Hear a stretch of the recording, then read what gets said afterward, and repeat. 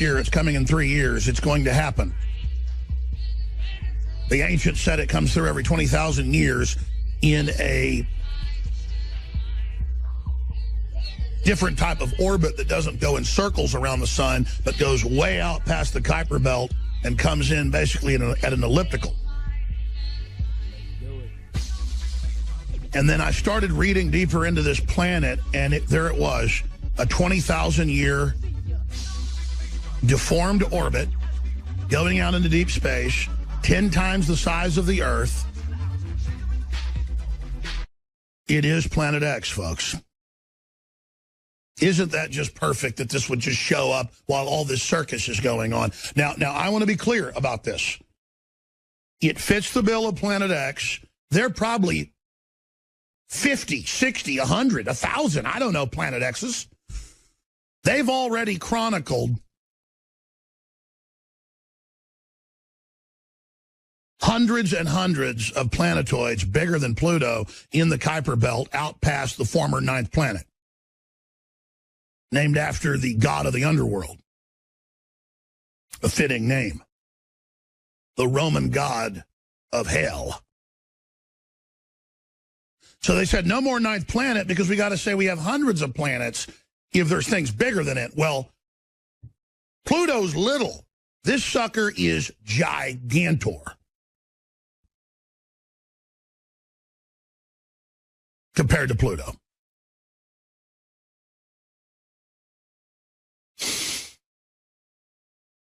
They're in the news today, meteorologists talking about how the moon being full during the blizzard is going to make it worse, and it does. It affects space winds, winds of space, the sun, and a lot more. Why the full moon could make this weekend's blizzard more destructive. Who knows what this planet is going to do coming closer in to the solar system? Because here's the deal. It's been way out there for however long, and now they've tracked its course and think it's every 20,000 years, right out of what the ancient Babylonians and the Mayans and all these other cultures said this big planet comes through and that there's earthquakes and volcanoes and all hell breaks loose, and it comes through every 20,000 years, and then now here it comes. Now, I don't know if this is the one, because there's so many of them out there. Who knows what's out there? We're too busy looking at Hillary Clinton and going, I'm voting for her because she's a woman. Who cares? What I'm getting at is we don't have time for racism and sexism and all this fighting and all this garbage and all this divide and conquer when we have genetic engineering going on, splicing and mutating every species on the planet like something out of H.G. Wells' The Island of Dr.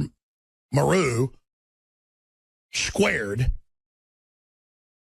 Planet X, they discovered it. 10 times bigger than Earth, the size of Neptune, a gas giant, with a 20,000-year orbit, exactly what a bunch of the ancients said.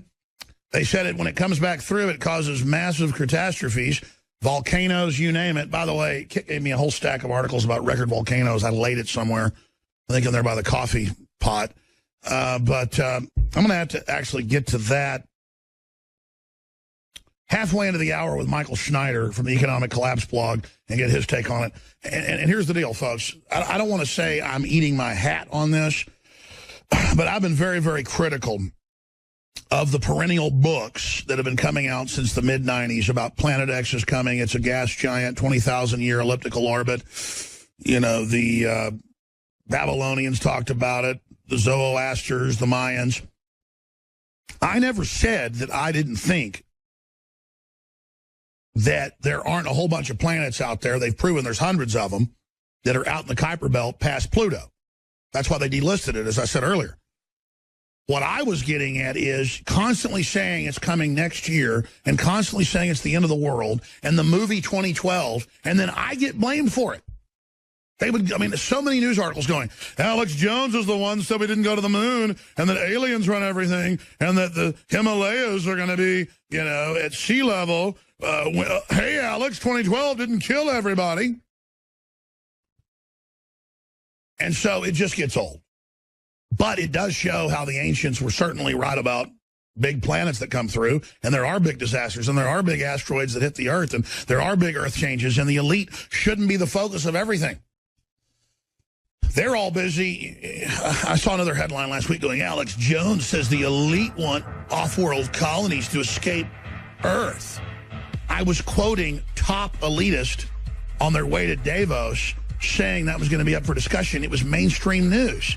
So even when there's mainstream news that, you know, Thiel and all these other folks and you know, the Tesla owner and all the rest of it are saying we need a Mars colony for the elite, I cover what they say, and then they go, Alex is crazy and made this up. So see, that's how they operate. They think you're stupid.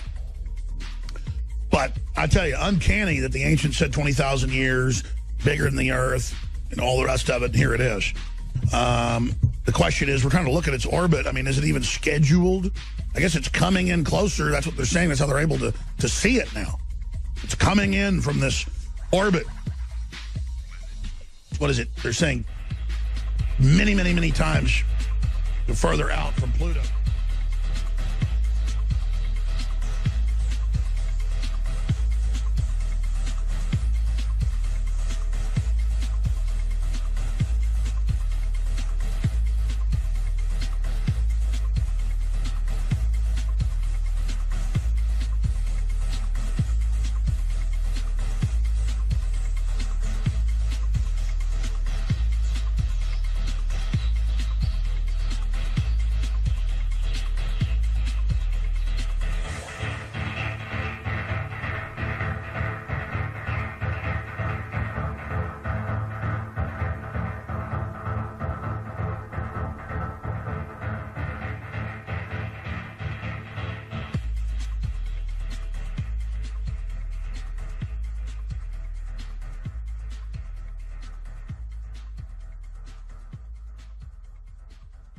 The catastrophes described in ancient sources were traumatic experiences common to all mankind. Purged from conscious memory, these records are now interpreted as allegories, metaphors, and the trauma has been submerged in the unconscious. Collective amnesia. A revolutionary theory of the universe based on the records of the past has challenged the fundamental beliefs of modern science for more than 2 decades. Today, the unexpected findings of space explorations have confirmed many of the predictions of this theory. Mountains were born and mountains collapsed. Land and sea changed places. Great streams of lava flowed. The sea boiled and evaporated. Such were the scenes of unimaginable violence during the times of global catastrophe, as recorded by the ancients. Here in the New York Herald Tribune, Explosion in Science, the artist's conception of what happened when the heavens burst. What happened during the 1500 BC upheaval, which we read about in the Bible as the exodus of the Israelites from Egypt, and the phenomena or upheaval that accompanied that. And this is the artist's conception of what happened in Palestine and Mexico and China. Lightning, meteorites being rained down as the comet's head came closer to the earth, followed by floods. Same in Mexico, where water swept over the entire land, great gigantic tides. There were repeated changes in the Earth's orbit, in the lengths of day, the seasons, and the year. In these catastrophes, entire species of animals were annihilated. Others proliferated from wholesale mutations. Mankind was decimated. Civilizations destroyed. One of the most interesting cases that are these mammoths that are frozen in the Yukon or in Alaska, frozen in the muck and the gravel of that area, that still have food in their mouths. The flesh has been preserved in the ice, so that actually when they were dug out, when they were digging for gold, they could actually feed the flesh of these animals to sledge dogs. Whatever happened happened suddenly, as for example the tilting of the axis of the earth and freezing them right there where they were found. Why did the ancients worship stars or planets that the average person can't pick out of the sky today? And yet all of our ancient heritage that comes to us in terms of architecture, writing, and so on, they're actually obsessed with the idea of worshiping these stars, these dreaded planets. All mankind through the years have worshipped stars that we can't even pick out of the sky today. Now why? Why were they so obsessed with them? Unless in some way these stars were threats to them, in some way impressed themselves upon ancient man.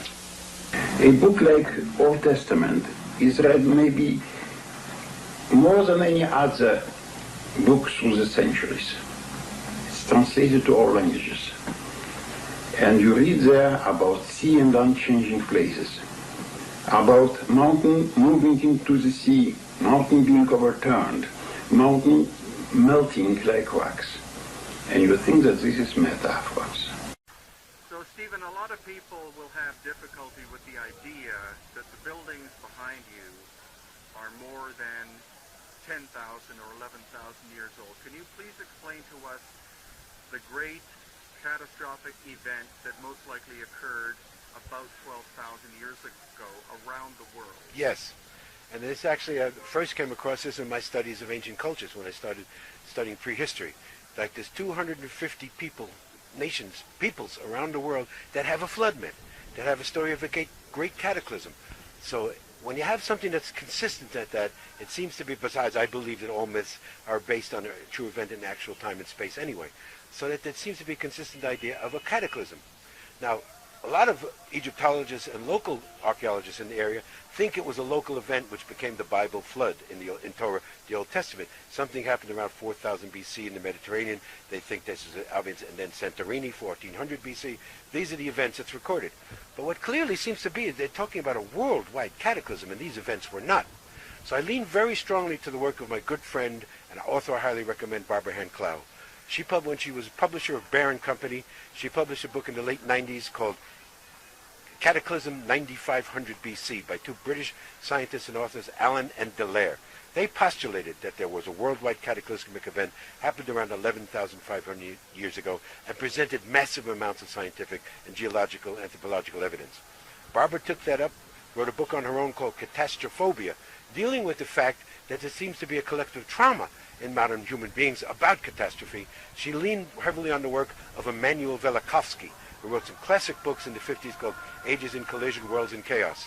Well, he predicted that he actually said he thought Venus was involved, that there had been some cataclysm, and he was a Freudian psychoanalyst, so he claimed it left a collective trauma in humanity. I think that's one of Barbara's great books. She republished it last year as Awakening the Planetary Mind, updating it with what we now call the Vela supernova, V-E-L-A, that a supernova occurred in space between the years 14,000 and 11,000 years ago, which may have greatly impacted our whole entire solar system. We know for a fact that Uranus is totally on its side. That is not natural. It is not upright. And our Earth has a tilt, wobble, which gives the precession of the equinoxes, the whole field of astrology, that's 23.5 degrees. Well, Allen and Dallaire stating that this was a recent event, that something caused the Earth to actually break on its orbit, wobble, change the seasons, change the events. Again, I recommend people highly read these books. There's massive amount of evidence of that. I embraced this theory, and I looked all throughout the sites that I went with Hakim to see evidence of this. And every site that we went to, especially recorded in my first book, The Land of Osiris, the Boo Wizard sites, we see massive evidence of cataclysm, evidence of things happening. So what you're seeing behind me, we say these structures are built well over 12,000 years ago, but what we see behind us is evidence of that cataclysmic event. As has been said, all the casing stones are almost all off the middle pyramid behind us, which Hakim stated was the first pyramid.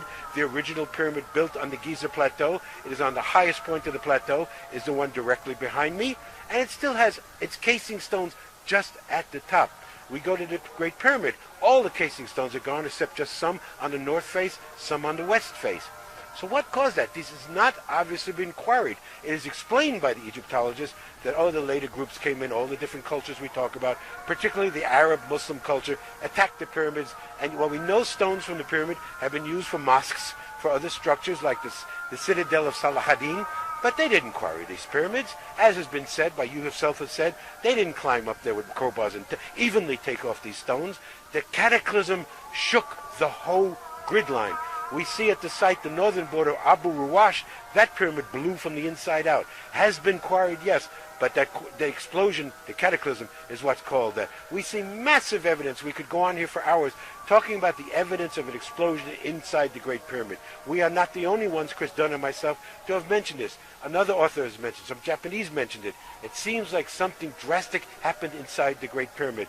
The walls of the King's Chamber are not it's normal rose granite. It is blackened. The box, the sonic resonance box that is in the King's Chamber, is blackened a darker color than its natural rose quartz granite. The upper wall of the King's Chamber, discovered by Chris Dunn in 1999 when he was being videoed in there and they shot floodlights on it, is granite, not limestone. No Egyptologist has ever discussed this or suggested this. The whole upper wall of the Grand Gallery is rose granite, greatly blackened. I have scientists, chemists, physicists waiting that if we could get a sample of that wall, we could determine exactly what heat, exactly what chemical process, physiochemical process caused that to blacken. But there's no doubt that there was an explosion, we think a hydrogen gas explosion, inside the Great Pyramid. So there's massive evidence of this cataclysm. Every site we go, every site, particularly the Buwizer sites here, we have taken our group to, you see evidence of cataclysm. Massive boulders and stones thrown around, temples exploded out, not quarried. Quarried, if they were quarried, the stones are still there. If they were quarried, why didn't they take all the stones? Evidence at the Bent Pyramid, which shows that its corners blown off, but still has its casing stones on it. Explanation by Egyptologists, it was quarried. Sure, you attack the corners. It's the easiest part of a pyramid to quarry, but why did they not take the stones? The stones are still lying around. If quarried, they would have used the stone. Blown off. The weakest point of a pyramid is the corners. That's what blew off. Casing stone still on. Every site, massive evidence of this cataclysm. It is not a theory to me anymore. I accept it, that there was this massive event. There are different explanations. Dr. Robert Schoch believes it was severe solar events. We think the solar events were a byproduct of the Vela supernova. All added. Many different theories. All comes down to a massive worldwide cataclysmic event around this time period, 14,000 to 11,000 years ago. Impacted all the cultures. Perhaps as many as 80% of humanity might have been wiped out. The 20% that survived went back to a survival stage, rebuilt civilization, took thousands of years, but carried that collective trauma, which is recorded in the mythologies of all peoples. You listen to all Native American mythology, talks about a great event. The Mayan mythology, Aztec mythology, Olmec mythology talks about a great event. And then what we have is the age where suddenly we become obsessed with calendars, predicting time, and obsession with equinoxes, solstices, and predicting eclipses. All the megalithic sites we see called post-cataclysmic, meaning less than 12,000 years ago, like Stonehenge, like Göbekli Tepe, all of these great sites are all oriented to equinoxes, solstices, because it was predicted. They are not pre-cataclysmic. What we see behind us is pre-cataclysmic. It's not oriented to any star systems. We reject the idea of archaeoastronomy. Hakim said the only star alignment for the Great Pyramid was the pole star when it was built, and when it was designed. And he said the pole star was Polaris. Polaris is supposed to be becoming our pole star again. That would make it 2 precessions back, 26 times 2. That's how Hakim gave the cataclysm, basically ended the Giza power plant. I'm Nancy Leader on the Zeta Report. When Planet X was in the night sky, inbound, early in 2003, it was visible as a smoldering brown dwarf with an immense tail of charged iron oxide dust. When approaching the Sun in 2003, Planet X could be seen when this immense dust cloud reflected sunlight back toward Earth, as in this series of photos from South Africa on November 2nd, 2003. Clearly a second source of light, this second sun astonished those who saw it during sunrise or sunset. No wonder the chemtrail planes were sent out to fog up the skies. If they don't want you knowing that Planet X is in the vicinity, they don't want you seeing this. The second sun was visible in those days because sunlight could bounce off the immense cloud that shrouds Planet X. Then it moved closer to the sun and got lost in the sun's glare. But now it's outbound from the sun and moving slightly to the side, so we can see it once again. This is why the folks laying down chemtrails are frantic and have stepped up the pace. Is there any other recent evidence that the outbound Planet X can be seen near the Sun? On December 23, 2008, it was captured by LASCO, showing its long tail. And yes, this is a camera run by the U.S. government. And yes, this is close to the Sun, to the right of the Sun, coming at us in its retrograde orbit.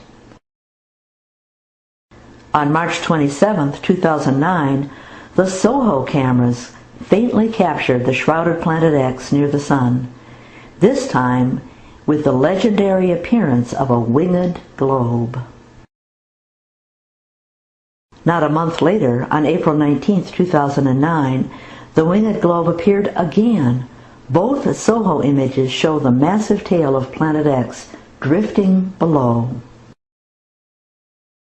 The winged globe of ancient drawings depicts the approaching Planet X, known as Nibiru in those days. And the second sun is back. On April 16, 2009, it was captured on a cell phone in Alberta, Canada. But the most dramatic evidence was collected on April 21, 2009, in Russia, above the Black Sea near the Russian Astronaut Training Center, near Moscow. The photographer took care to show us the differences between filtered and unfiltered shots. First, unfiltered, when the second sun is lost in the glare. Then filtered, when the second sun can be seen as an orb to the right of the sun. This is not a lens flare, as the small orb at the top of the screen is. Lens flares move about, and this to the right of the sun was not moving about. Later, the second sun moved behind a cloud, proving that this orb to the right of the sun was not a reflection on the window. A reflection would remain in front of the cloud, not behind it. And as the sun continued to set, along with the second sun, which is near the sun in our line of sight, from our view, the second sun dropped further behind the cloud. So check your sunset and sunrise views, as you too may catch a glimpse of the second sun. The Zetas state that the pole shift happens within an hour, forcing the Earth's crust to move 90 degrees as it drags along with the magnetic core of the Earth, which is desperately trying to align with Planet X, that bully magnetic planet passing overhead. When it's over, north will have become west, and the former poles will be on the equator. What happens during this hour? The Earth moves under her blanket of air and water. This causes hurricane-force winds worldwide and immense sloshing of the oceans. Tsunami on occasion assaults the coastline, but the tidal wave caused by the pole shift is larger, pushing further inland and rising higher than tsunami. For the Zetas, the general guideline is to be 100 miles in from the coastline and 200 feet above sea level. All coastlines are thus unsafe, but especially vulnerable are those cities on the water's edge, like New York City, Miami, LA, Hong Kong, Sydney, Osaka, Rio de Janeiro. Oh my, the list just goes on and on. River bottom lands are particularly vulnerable, even when inland. Hurricane winds bring torrential rain, with rivers backing up and unable to drain. Imagine your peaceful river valley flooded, as Burma was recently by a cyclone, taking weeks to drain. Okay, so water on the move is very scary, and being in a safe location definitely includes being on high ground. Anything else? Best to put yourself at least 100 miles away from any volcano likely to erupt. And per the Zetas, this includes any volcano active within the last 10,000 years. Volcanic ash certainly isn't healthy and can bury communities nearby. Heavy metals in the ash can poison drinking water, and the gloom makes gardening a near impossibility. Plan to be downwind from erupting volcanoes. And remember, the new prevailing westerlies will be blowing from what used to be north.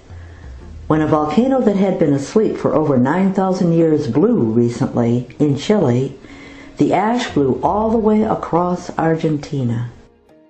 Okay, so I'm off the coast and I'm on high ground, and I'm staying out of the wind drift from the volcanoes.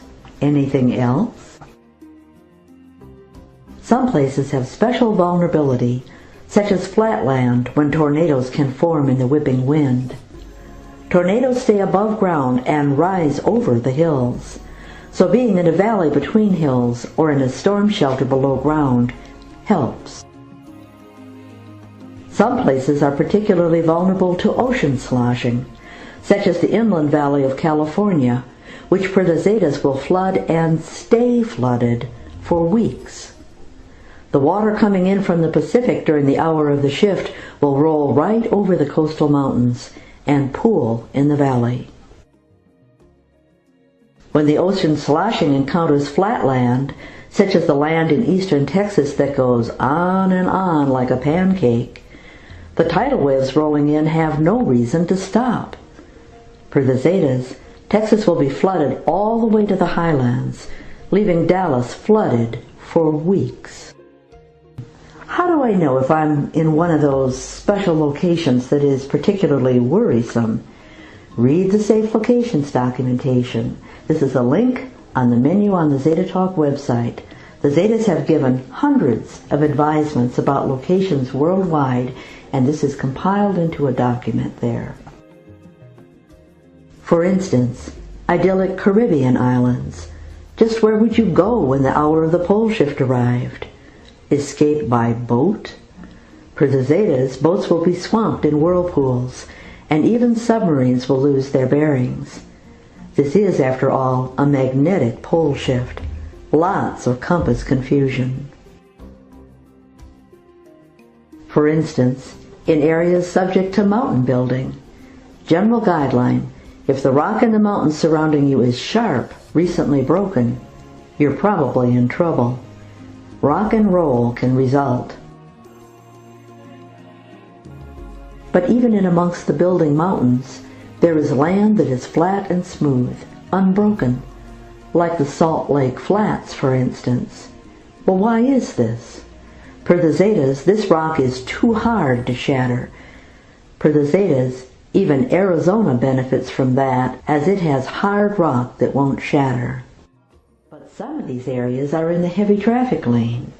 Mountain building doesn't just move up, it also pushes over. The Continental Divide in the U.S. is one such trouble spot, as mountains on the Continental Divide can tend to push overland for many miles. Per the Zetas, this is going to affect Colorado and Nebraska. Best to be in the eastern parts of those states and out of the heavy traffic lane. The recent spate of quakes in China was in land just to the east of the Great Himalayas, which push east at that point. Some 700 dams in the Sichuan province are in danger of breaking.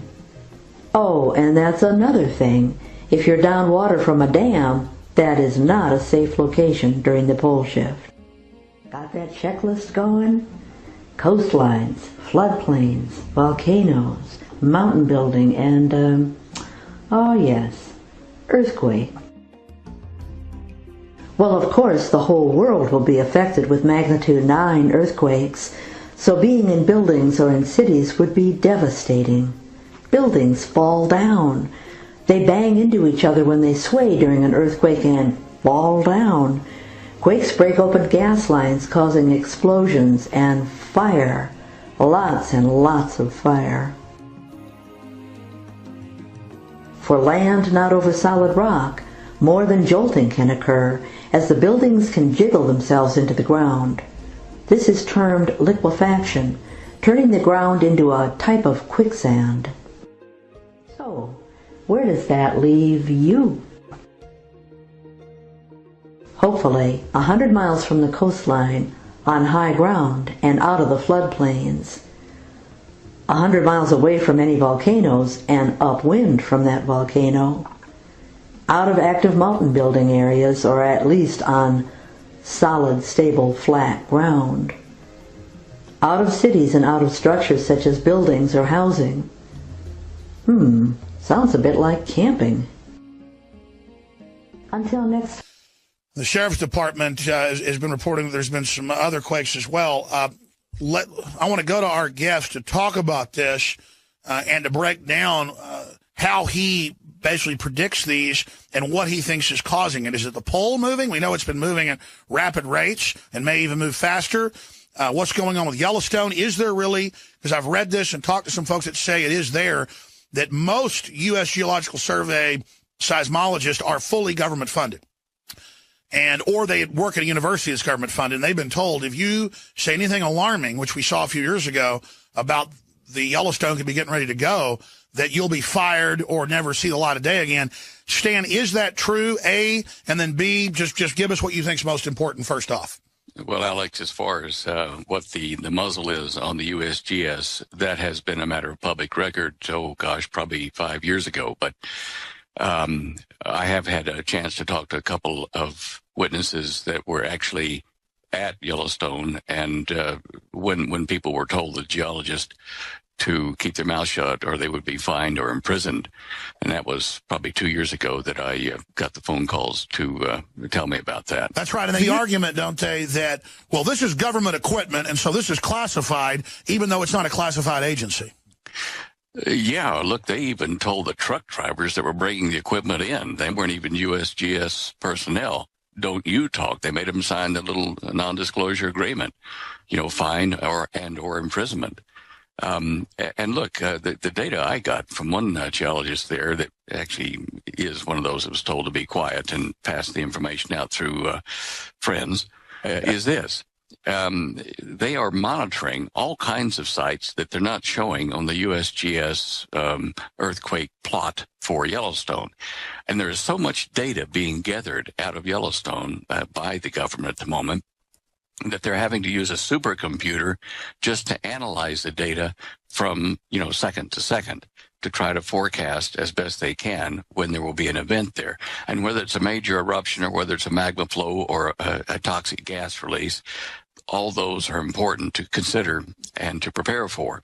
But you know as well as I do, with the internet like it is, with the spread of news and rumors, a lot of the times without people fact-checking, that should a hint of this come from official sources, it could create panic and hurt the economy even farther.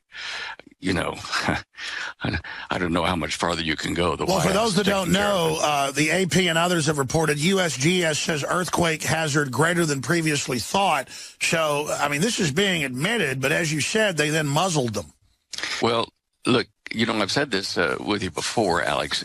If we play the game where, say, you or I were in charge of the country and we wanted to protect the country and its people and the people from each other, if we were to come out and say the end of the world is coming tomorrow, we think, but we're not sure, then as an official announcement, people would panic. They would go out shooting each other, rioting, and that kind of stuff, looting.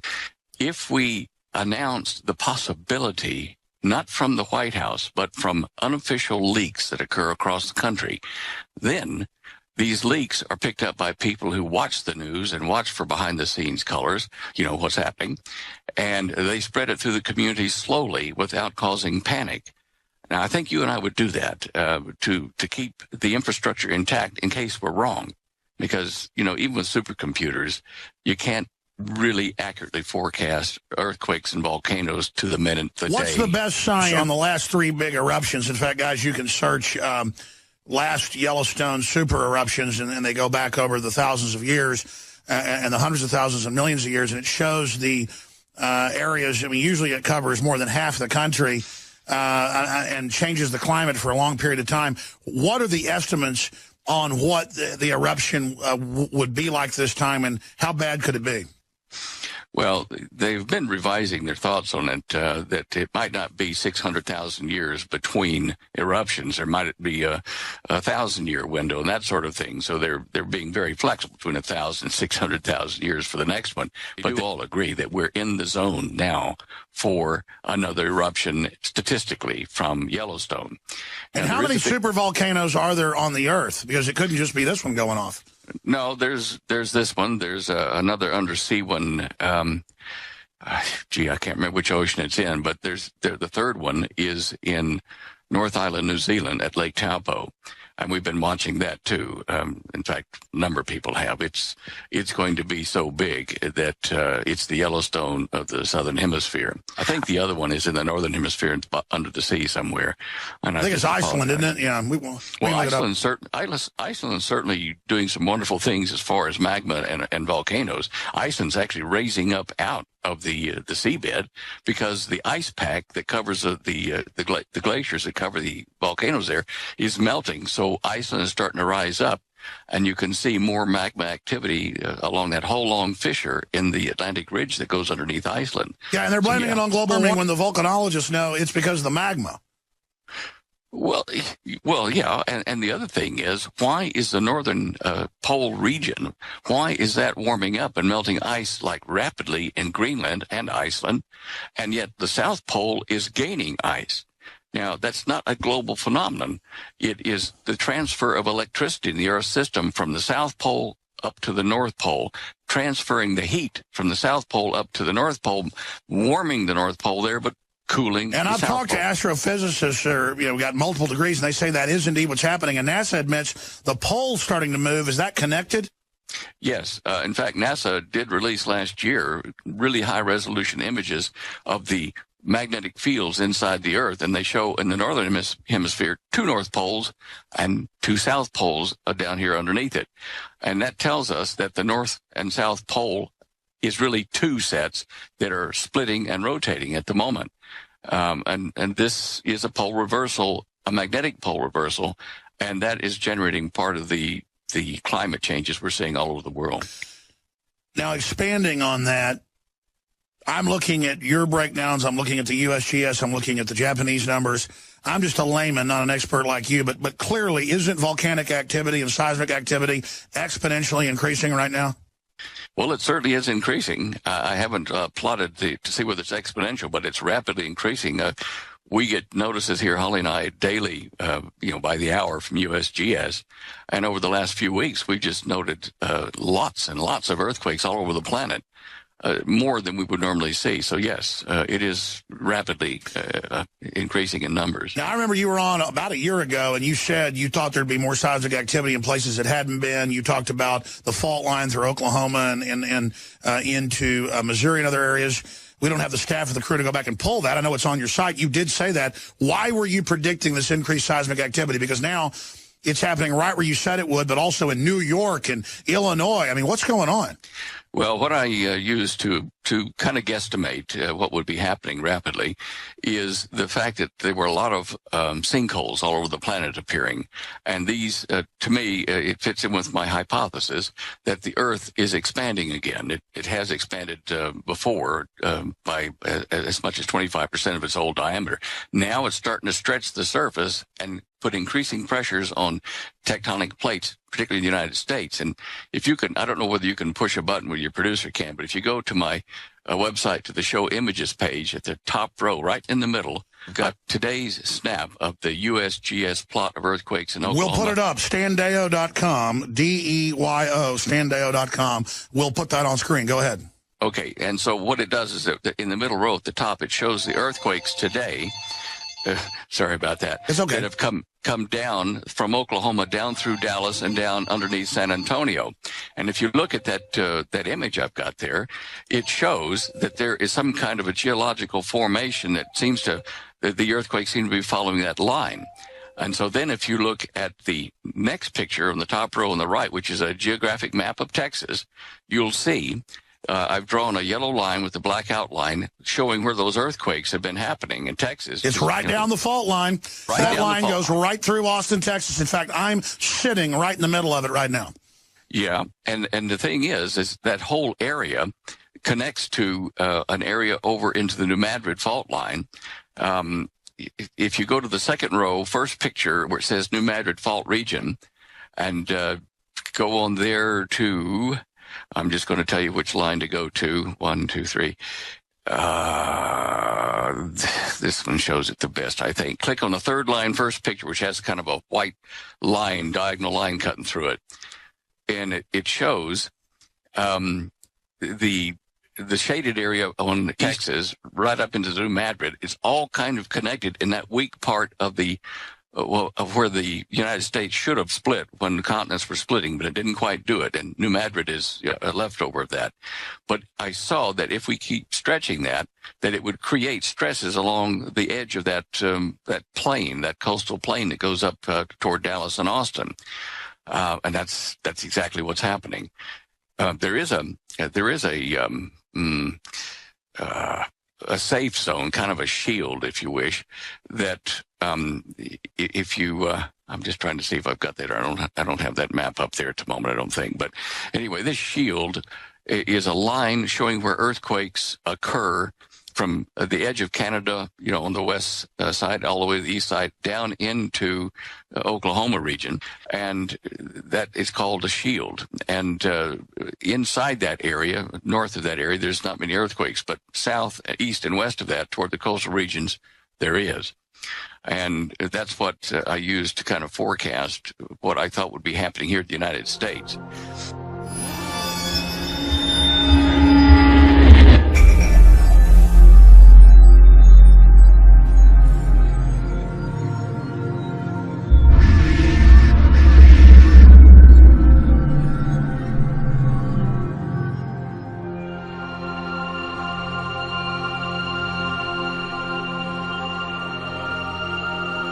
While Earth's magnetic pole shift doesn't exactly make the mainstream news headlines, it's not exactly a state secret either. For more than a decade now, scientists have been publishing evidence that Earth's magnetic poles are in the process of reversing. In 2003, the public got a huge leap in learning as NASA published their foundation article on how Earth was changing in this way. They plotted every position of the North Magnetic Pole over the last 175 years, and we can see that the 1831 to 1904 pole migration during the first 73 years was fairly normal, but that it was followed by a much larger jump over just 68 years, and then jumped that same distance in only 29 years. The pole had been moving slowly for hundreds of years, seen in purple, pink, and red. But then the 1900s come along, and we go orange into yellow and green. The North Pole also notice that those are predictions rather than actual readings. And the past 3 updates to these databases have all predicted that slowdown incorrectly. So let's not allow that apparent slowdown to fool us this time. The poles are shifting faster and faster. Part of Earth's magnetic system is the magnetosphere, Earth's magnetic shield. As if the shifting poles were not enough, we notice a progressive weakening of our shield, similar to the pole shift. It's weakening faster and faster and faster. As of the year 2000 update, our field had lost 10% of the strength it enjoyed before the magnetic poles began to shift. And since then, we have noted further weakening, large breaches in Earth's magnetosphere, and then more weakening. In fact, as of late 2010 or early 2011, Earth's magnetism was down 15%. That is not exactly a great trend you want to see, and it continued with the 2015 data as well. As these poles continue advancing, the SWARM mission has taught us that the trend of magnetic field weakening is continuing as well. So where are we now here in 2015? 17%? 20%? More? While we're talking about the strength of the magnetic field, please know that it is not homogeneous across the planet. There are 3 areas where stronger protection is afforded to our planet by the fields above. One of those is centered in northern Canada, peaking out around 60,000 nanotesla. A slightly stronger field can be found above Siberia, and the strongest field, nearing 70,000 nanotesla, is atop the southern magnetic pole. However, there is a weak spot as well. The South Atlantic anomaly, where the field protection drops to less than 20,000 nanotesla, and where the Van Allen radiation belts dip into the upper atmosphere during solar storms, and where the cosmic ray reading record was taken, is quite the thing. SWARM is already detecting single-event upsets around the world, with the majority coming in areas where the magnetic field is weakest. Far fewer overtop the area where the strongest fields can be found. So not only are the magnetic poles shifting faster and faster, but Earth's magnetic field is fading faster and faster. You would think a magnetic reversal would occur with one pole going in one direction and the other pole moving around the opposite side of Earth, keeping the poles pretty much on opposite sides of the planet, but that is not what we have here. The North Pole is heading across the Arctic towards Siberia, while the South comes up from below Australia. Because the North Pole is moving faster, their meeting place appears to be below the equator, near the Indonesia Bend. This is also important because in February 2014 we posted the video called Disturbance Under the Ocean. The South Bali buoy, which was removed from public record the day after that video was made, was showing a dramatic seafloor rise of thousands of feet, indicating something was happening below our feet, and it happens to be where both poles are moving. Even more interestingly is the opposite side of the planet. The Earth can't have north and south poles in the same place, so if one shall remain at the South Bali buoy, the other one should pop out somewhere around here. I say somewhere because the magnetic poles are almost never exactly on opposite sides of the world, so it would be this general area over to the left, just between the Bermuda Triangle and the South Atlantic anomaly. Best guess for which one of those would get the pole is up to you, but the fact remains, our poles are shifting towards one another. Unfortunately, the end result of magnetic reversals is not such a happy tale for our planet. Our magnetic field protects us from the sun, which would strip our planet's atmosphere without the protection. Wei et al. Brilliantly correlated each of the previous great extinction events on Earth with these magnetic reversals.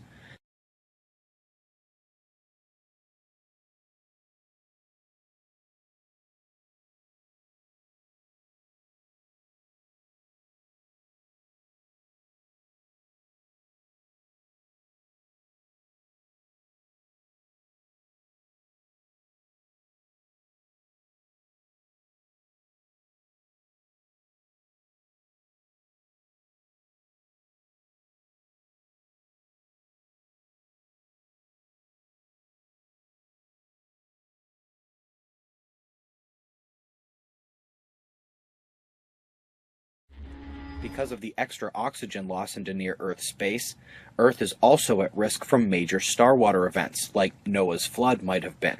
The starwater danger here is detailed in a video called Superflood. You can also research Arcstorm to learn more about the smaller version of the superflood. There is a new danger now, however, that was never present before. Way above our heads, we find electric layers, magnetic fields wrapping around our planet. We've been talking about them in this video. If we lose our shield, we are at risk for a danger that can happen much more quickly than an oxygen loss. The greatest danger that solar eruptions pose to Earth is electrical. The sun can surge so much energy into the Earth that transformers and grids could be destroyed. We could be without electricity for years. This footage comes from the video How to Watch the Sun. The short version of the story we tell there is that the sun can send us back to the Stone Age, and that weakening magnetic shield is what stops it from happening, and stops solar plasma from breaching Earth's protective layers and destroying the ozone and upper atmosphere. Extinction is certainly a possibility with magnetic reversals. Now, while many scientists admitted that a reversal was potentially underway, others have yet to reach that conclusion, and those who had always thought it would take hundreds or thousands of years to complete. But a few Berkeley scientists just blew that wide open. In case you couldn't tell from the pole movement speed and the speed of the field weakening, at these rates of change, we don't have hundreds or thousands of years left. The official word is that reversal can happen as quickly as 80 years, a human lifetime. We're already 100 years into this one. All those other video resources I mentioned throughout this video can be found right below. Just scroll down and click the links. Look, there's no sense in being afraid of any of these things. That won't help anyone. But you should ask yourself, Are you willing to bet on the Earth stopping in its tracks and reversing this cycle? Or is this shift and the speed with which it is hastening something you wish to care about? And we've been so blessed. People go, oh, that'll never happen here. I know folks that have been in some of these LA earthquakes that are a lot smaller, where highways collapse, hundreds die. I mean, folks, how many hundreds of thousands died in the tsunamis a decade ago, or less? I guess 8-9 years ago. People, I mean, this is happening all over the world. We've been very blessed not to be hit by what's hit Pakistan and Iraq and Iran and all these other countries that just get devastated. I mean, I've seen numbers of hundreds of thousands getting killed in earthquakes in places like Pakistan. You know, Alex, you chose the word blessed, and I do agree. It is by the blessing of our Creator, God, that we have been spared these things. But when we pull away from God, like we're doing now, due to the administration, you know, and all the changes they've made, we can expect these things to fall upon us like judgments. You know, it's the blessing is being removed, I'm sure. You know, it is really true historically that when governments do really bad things, even the pagans believe that if the government got real bad, that they'd have earthquakes and volcanoes and all the rest of it. And the Bible says that, and people always poo-poo it. I just know that it's pretty interesting what's happening right now. Well, let's watch what happens in the Middle East. We can segue from here to politics, because if the United States is heavily involved, which it is, in the partitioning, the dividing of Israel for a peace treaty between, you know, Palestine and Israel and you know the rest of the Arab nations. If it is divided, we can expect our country physically to be divided by earthquakes and damaging, you know, geological events like volcanoes, etc. And you're saying because that's in Revelations or Daniel, or No, I'm just saying we've observed that whenever we do something to hurt Israel, something of a measured response comes from God to our country, you know, a proportionate response. So wait for it. When we hurt Israel, we're going to get hurt. And this administration, gosh, I tell you what, if you go to my show image page, second row down, right in the middle, I have a picture of Patrick Stewart, you know, Captain Kirk, in the movie they made, Star Trek First Contact. And he's saying there, this far and no farther. You know, they draw the line, and it's like in the Alamo. The line must be drawn here. We have got to stop this administration. Somehow, we must draw that line now. And I can't stress that enough.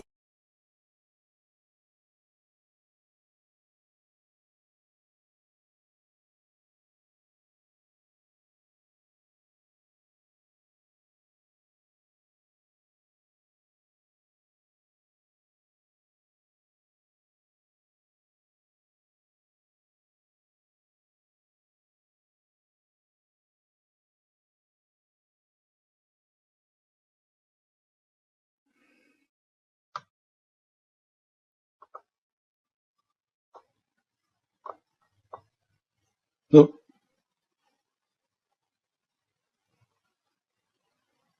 I didn't take these pictures.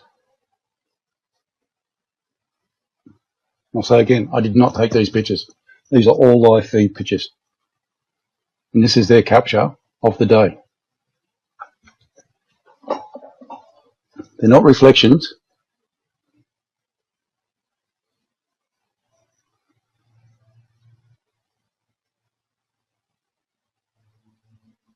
So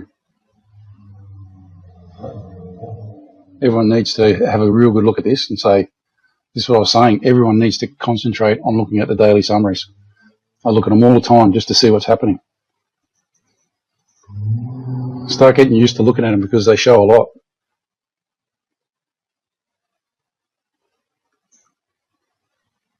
Look, 1, 2, 3, 4.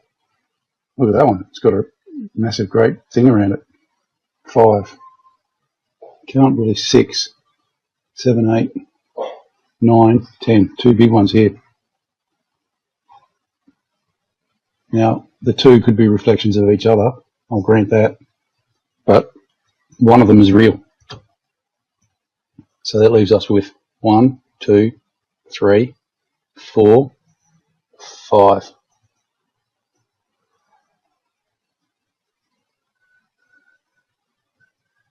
So that leaves one big planet with another orbiting planet around it, which makes 7.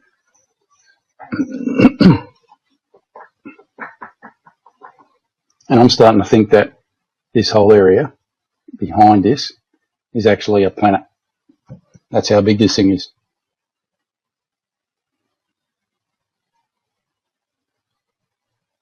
We're not going to see it. We're just going to see these. And we're going to see one of these. It's going to come past real close.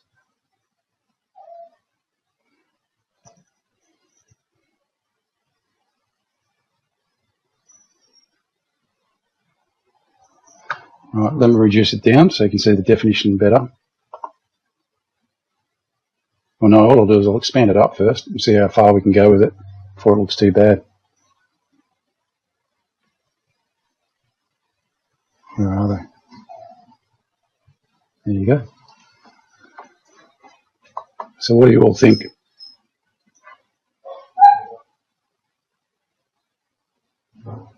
What's everybody think?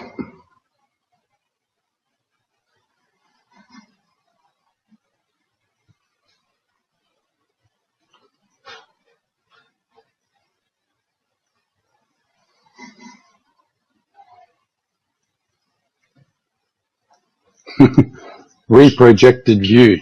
So these aren't altered or anything. These are their shots.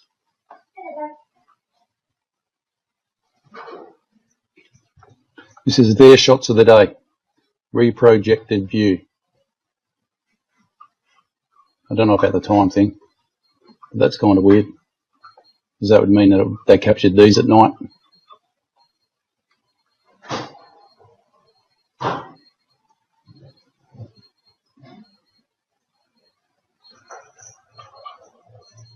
Next year, it's coming in 3 years. It's going to happen. The ancients said it comes through every 20,000 years in a different type of orbit that doesn't go in circles around the sun, but goes way out past the Kuiper Belt and comes in basically at an elliptical. And then I started reading deeper into this planet, and there it was, a 20,000-year deformed orbit going out into deep space, 10 times the size of the Earth. It is Planet X, folks. Isn't that just perfect that this would just show up while all this circus is going on? Now I want to be clear about this. It fits the bill of Planet X. They're probably 50, 60, 100, 1,000, I don't know, Planet X's. They've already chronicled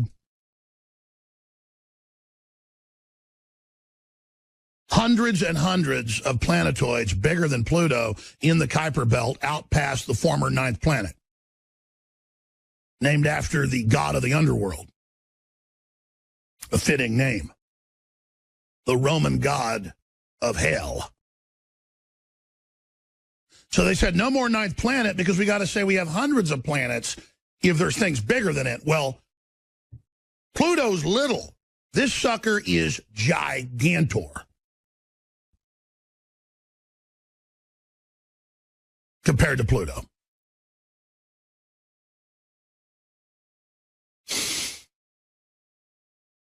They're in the news today, meteorologists talking about how the moon being full during the blizzard is going to make it worse, and it does. It affects space winds, winds of space, the sun, and a lot more. Why the full moon could make this weekend's blizzard more destructive. Who knows what this planet is going to do coming closer in to the solar system? Because here's the deal. It's been way out there for however long, and now they've tracked its course and think it's every 20,000 years, right out of what the ancient Babylonians and the Mayans and all these other cultures said this big planet comes through and that there's earthquakes and volcanoes and all hell breaks loose, and it comes through every 20,000 years, and then now here it comes. Now, I don't know if this is the one, because there's so many of them out there. Who knows what's out there? We're too busy looking at Hillary Clinton and going, I'm voting for her because she's a woman. Who cares? What I'm getting at is we don't have time for racism and sexism and all this fighting and all this garbage and all this divide and conquer when we have genetic engineering going on, splicing and mutating every species on the planet, like something out of H.G. Wells' The Island of Dr. Moreau squared. Planet X, they discovered it. 10 times bigger than Earth, the size of... All mankind through the years have worshipped stars that we can't even pick out of the sky today. Now why? Why were they so obsessed with them? Unless in some way these stars were threats to them, in some way impressed themselves upon ancient man. A book like Old Testament is read maybe more than any other books through the centuries. Translated to all languages. And you read there about sea and land changing places, about mountain moving into the sea, mountain being overturned, mountain melting like wax. And you think that this is metaphors. So, Stephen, a lot of people will have difficulty with the idea that the buildings behind you are more than 10,000 or 11,000 years old. Can you please explain to us the great catastrophic event that most likely occurred about 12,000 years ago around the world? Yes, and this actually first came across this in my studies of ancient cultures when I started studying prehistory. Like there's 250 peoples around the world that have a flood myth, that have a story of a great cataclysm. So when you have something that's consistent at that, it seems to be, besides I believe that all myths are based on a true event in actual time and space anyway, so that seems to be a consistent idea of a cataclysm. Now, a lot of Egyptologists and local archaeologists in the area think it was a local event which became the Bible flood in Torah, the Old Testament. Something happened around 4000 BC in the Mediterranean. They think this is Albans, and then Santorini, 1400 BC. These are the events that's recorded. But what clearly seems to be is they're talking about a worldwide cataclysm, and these events were not. So I lean very strongly to the work of my good friend and author I highly recommend, Barbara Hand-Clough. When she was publisher of Barron Company, she published a book in the late 90s called Cataclysm 9500 BC by two British scientists and authors, Allen and Dallaire. They postulated that there was a worldwide cataclysmic event happened around 11,500 years ago and presented massive amounts of scientific and geological, anthropological evidence. Barbara took that up, wrote a book on her own called Catastrophobia, dealing with the fact that there seems to be a collective trauma in modern human beings about catastrophe. She leaned heavily on the work of Immanuel Velikovsky, who wrote some classic books in the 50s called Ages in Collision, Worlds in Chaos. Well, he predicted that he actually said he thought Venus was involved, that there had been some cataclysm, and he was a Freudian psychoanalyst, so he claimed it had left a collective trauma in humanity. I think that's one of Barbara's great books. She republished it last year as Awakening the Planetary Mind, updating it with what we now call the Vela supernova, V-E-L-A. That a supernova occurred in space between the years 14,000 and 11,000 years ago, which may have greatly impacted our whole entire solar system. We know for a fact that Uranus is totally on its side. That is not natural. It is not upright. And our Earth has a tilt, wobble, which gives the precession of equinoxes the whole field of astrology. That's 23.5 degrees. Well, Allen and Dallaire stating that this was a recent event.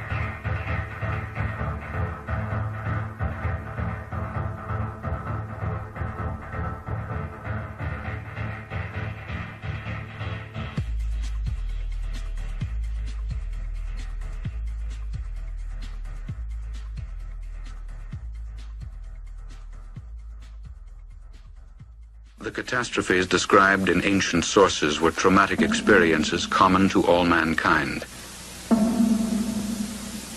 Purged from conscious memory, these records are now interpreted as allegories, metaphors, and the trauma has been submerged in the unconscious. Collective amnesia. A revolutionary theory of the universe based on the records of the past has challenged the fundamental beliefs of modern science for more than 2 decades. Today, the unexpected findings of space explorations have confirmed many of the predictions of this theory. Mountains were born and mountains collapsed. Land and sea changed places. Great streams of lava flowed. The sea boiled and evaporated. Such were the scenes of unimaginable violence during the times of global catastrophe, as recorded by the ancients. Here in the New York Herald Tribune, Explosion in Science, the artist's conception of what happened when the heavens burst. What happened during the 1500 BC upheaval, which we read about in the Bible as the exodus of the Israelites from Egypt, and the phenomena or upheaval that accompanied that. And this is the artist's conception of what happened in Palestine and Mexico and China. Lightning, meteorites being rained down as the comet's head came closer to the earth, followed by floods. Same in Mexico, where water swept over the entire land, great gigantic tides.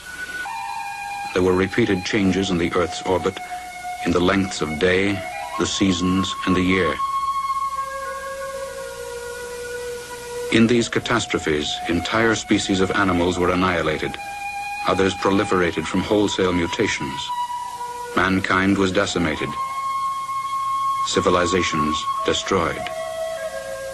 One of the most interesting cases that are these mammoths that are frozen in the Yukon or in Alaska, frozen in the muck and the gravel of that area, that still have food in their mouths. The flesh has been preserved in the ice, so that actually when they were dug out, when they were digging for gold, they could actually feed the flesh of these animals to sledge dogs.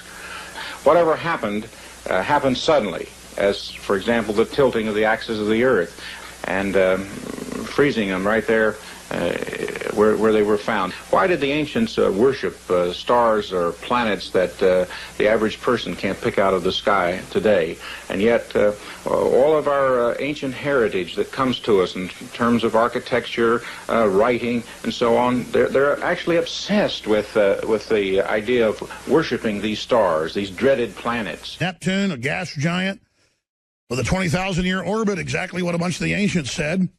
They said it when it comes back through, it causes massive catastrophes, volcanoes, you name it. By the way, Kit gave me a whole stack of articles about record volcanoes. I laid it somewhere, I think in there by the coffee pot. But I'm going to have to actually get to that halfway into the hour with Michael Schneider from the Economic Collapse blog and get his take on it. And here's the deal, folks. I don't want to say I'm eating my hat on this, but I've been very, very critical of the perennial books that have been coming out since the mid-'90s about Planet X is coming. It's a gas giant, 20,000-year elliptical orbit. You know, the Babylonians talked about it, the Zoroasters, the Mayans. I never said that I didn't think that there aren't a whole bunch of planets out there. They've proven there's hundreds of them that are out in the Kuiper Belt past Pluto. That's why they delisted it, as I said earlier. What I was getting at is constantly saying it's coming next year and constantly saying it's the end of the world and the movie 2012, and then I get blamed for it. They would, I mean, so many news articles going, Alex Jones is the one who said we didn't go to the moon and that aliens run everything and that the Himalayas are going to be, you know, at sea level. Hey, Alex, 2012 didn't kill everybody. And so it just gets old. But it does show how the ancients were certainly right about big planets that come through, and there are big disasters, and there are big asteroids that hit the Earth, and there are big Earth changes, and the elite shouldn't be the focus of everything. They're all busy. I saw another headline last week going, Alex Jones says the elite want off-world colonies to escape Earth. I was quoting top elitist on their way to Davos saying that was going to be up for discussion. It was mainstream news. So even when there's mainstream news that, you know, Thiel and all these other folks and you know, the Tesla owner and all the rest of it are saying we need a Mars colony for the elite, I cover what they say, and then they go, Alex is crazy and made this up. So see, that's how they operate. They think you're stupid. But I tell you, uncanny that the ancients said 20,000 years, bigger than the Earth, and all the rest of it, and here it is.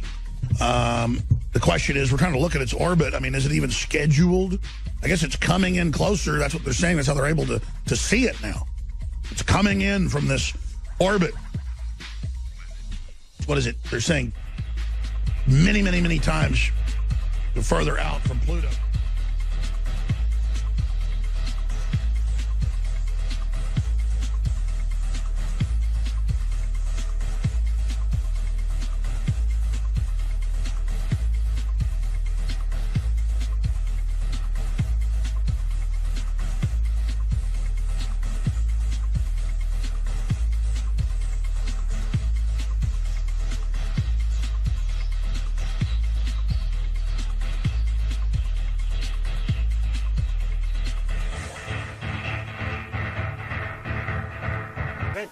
that something caused the Earth to actually break on its orbit, wobble, change the seasons, change the events. Again, I recommend people highly read these books. There's massive amount of evidence of that.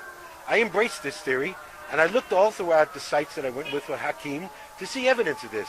And every site that we went to, especially recorded in my first book, The Land of Osiris, the Boo Wizard sites, we see massive evidence of cataclysm, evidence of things happening. So what you're seeing behind me, we say these structures are built well over 12,000 years ago, but what we see behind us is evidence of that cataclysmic event. As has been said, all the casing stones are almost all off the middle pyramid behind us, which Hakim stated was the first pyramid. The original pyramid built on the Giza Plateau, it is on the highest point of the plateau, is the one directly behind me, and it still has its casing stones just at the top. We go to the Great Pyramid, all the casing stones are gone except just some on the north face, some on the west face. So what caused that? This has not obviously been queried. It is explained by the Egyptologists that, the later groups came in, all the different cultures we talk about, particularly the Arab Muslim culture, attacked the pyramids. And while we know stones from the pyramid have been used for mosques, for other structures like the citadel of Salah ad-Din, but they didn't quarry these pyramids. As has been said, by you yourself have said, they didn't climb up there with crowbars and evenly take off these stones. The cataclysm shook the whole grid line. We see at the site, the northern border, Abu Ruwash, that pyramid blew from the inside out. Has been quarried, yes, but the explosion, the cataclysm, is what's called that. We see massive evidence. We could go on here for hours talking about the evidence of an explosion inside the Great Pyramid. We are not the only ones, Chris Dunn and myself, to have mentioned this. Another author has mentioned, some Japanese mentioned it. It seems like something drastic happened inside the Great Pyramid. The walls of the King's Chamber are not it's normal rose granite. It is blackened. The box, the sonic resonance box that is in the King's Chamber, is blackened a darker color than its natural rose quartz granite. The upper wall of the King's Chamber, discovered by Chris Dunn in 1999 when he was being videoed in there and they shot floodlights on it, is granite, not limestone. No Egyptologist has ever discussed this or suggested this. The whole upper wall of the Grand Gallery is rose granite, greatly blackened. I have scientists, chemists, physicists waiting that if we could get a sample of that wall, we could determine exactly what heat, exactly what chemical process, physiochemical process caused that to blacken. But there's no doubt that there was an explosion, we think a hydrogen gas explosion, inside the Great Pyramid. So there's massive evidence of this cataclysm. Every site we go, every site, particularly the Boo Wizard sites here, we have taken our group to, you see evidence of cataclysmic, massive boulders and stones thrown around, temples exploded out, not quarried. Quarried, if they were quarried, the stones are still there. If they were quarried, why didn't they take all the stones? Evidence at the Bent Pyramid, which shows that its corners blown off, but still has its casing stones on it. Explanation by Egyptologists, it was quarried. Sure, you attack the corners. It's the easiest part of a pyramid to quarry, but why did they not take the stones? The stones are still lying around. If quarried, they would have used the stone. Blown off. The weakest point of a pyramid is the corners. That's what blew off. Casing stones still on. Every site, massive evidence of this cataclysm.